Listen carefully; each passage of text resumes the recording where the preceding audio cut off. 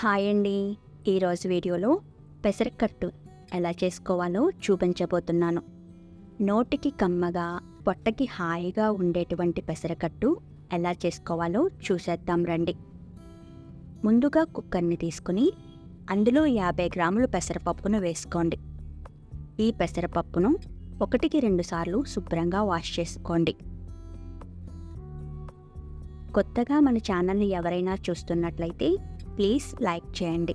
మీ లైక్నైతే వృధా కానివ్వను.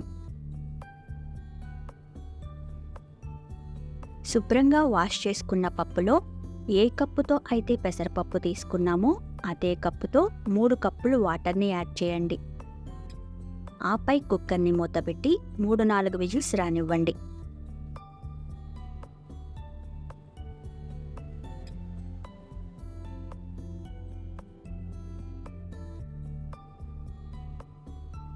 మూడు 4 విజిల్స్ వచ్చిన పప్పు ఈ విధంగా ఉడికింది. ఈ పప్పును మెత్తగా బ్లెండ్ చేయండి.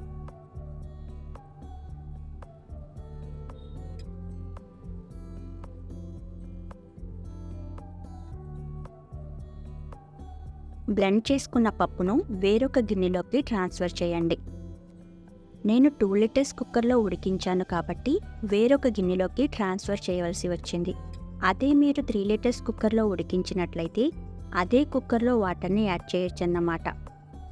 ఇప్పుడు ఇందులో లీటర్ వాటర్ని యాడ్ చేసి 1/2 టీ స్పూన్ పసుపు, రుచికి సరిపడా ఉప్పు, 1/2 టీ స్పూన్ కారం, 2 రెబ్బలు ఫ్రెష్ కరివేపాకు వేసి మిక్స్ చేయండి. పెసరకట్టు ఎంత పలచగా ఉంటే అంత బాగుంటుంది.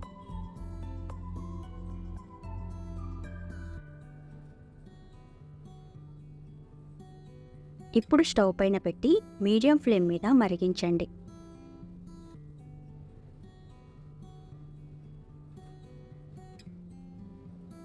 మధ్య మధ్యలో కలుపుకుంటూ తెరలగాగనివ్వండి.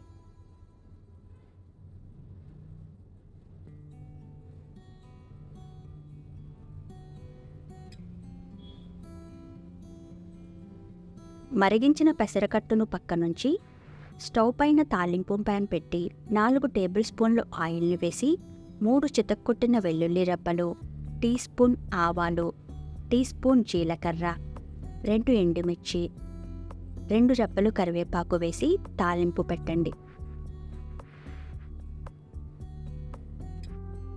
ఈ తాలింపును పెసరకట్టులోకి ట్రాన్స్ఫర్ చేయండి.